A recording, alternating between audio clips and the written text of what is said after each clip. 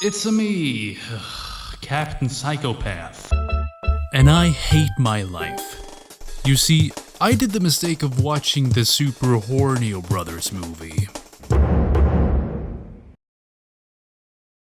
Ah yes, the Super Hornio Brothers. Probably the most infamous adult film ever made. Yes, I know there are two movies, shut up.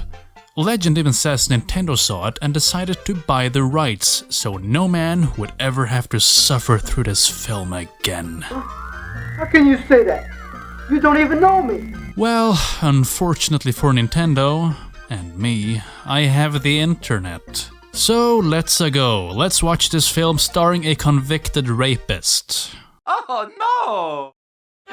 Super Hornio Brothers tells the story of Ornio and Squeegee Hornio, who are not plumbers, but game developers. I invented it! And I invented you too! As far as parody names go, they're alright, but they fucked it up. The guy who looks like Mario is playing Squeegee. Okay, Squeegee. But believe me when I say, this is the smallest issue the film has. The film opens to some actually inaudible dialogue. Wow, that's fabulous, Squeegee. And to think, Who the fuck knows what they said, but Squeegee starts talking about this dream he had. Yeah, but this dream I had was unlike any dream I ever had before. You know that? In fact, there were no wet spots on the bedsheets, kind of proves that. You're not funny. Shut the fuck up. Very funny. And it goes on and on and on and on. They just keep on talking. You see, I fell asleep right over here. My head was right over there. scientific. So, you don't know what you're telling me. In the world that we live in now, this goes unnoticed and unappreciated. Then, because movie, they get sucked into the computer. Wow!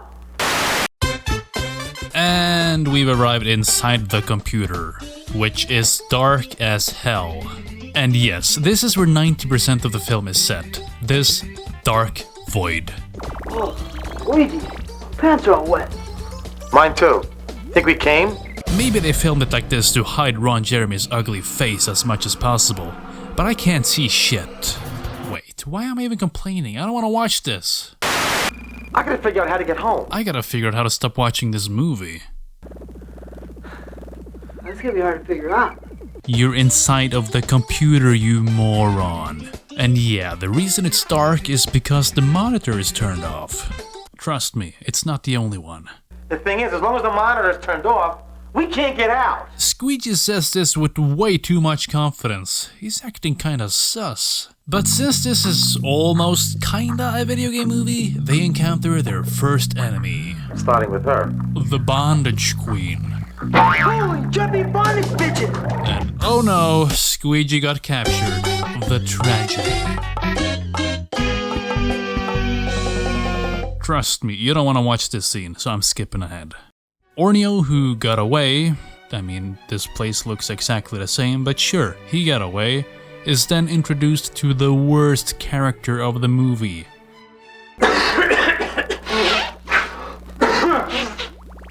Who is this even supposed to be? Is it Yoshi? I am for the Bill Clinton America. So Bill Clinton and Ornio stand around this dark void talking for 5 minutes. Then Squeegee appears. Look at that praise desperate me right now. Squeegee, alright! And somehow this scene goes on for another 5 minutes. Holy shit, this is literal torture. Nintendo didn't buy the rights to this movie, the CIA did. Why don't you check it out? Why don't you go take a look at that, okay, brother? Little brother? Okay, Squeegee. So they tell Ornio to go check something out. And this is it.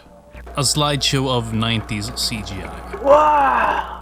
I guess that's as good a time as any to introduce the villain, King Pooper. No, you give me to stop right now, princess, but first, you gotta tell me how to cross the magnetic fields into the real world. Pooper wants to enter the real world to conquer it. Yes. And I guess Princess Fungal Infection over here knows how to do it. Pooper decides to torture the princess by banning sign language. Don't use your hands, just your lips. Then there's another 15 minutes of actual shit, which, fuck it, I'm skipping it. Pooper has somehow gotten to the thing that does the thing. You'll be able to stop the great King Pooper. The Horny Bros have got to stop him, and thankfully I can skip over the 30 minutes it takes for them to get to him.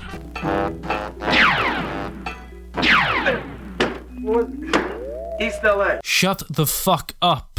When I'm in control of the world, people like you will crawl at my feet. That's what's gonna happen. They save the princess, kill Pooper, and return to IRL. Can you send me back?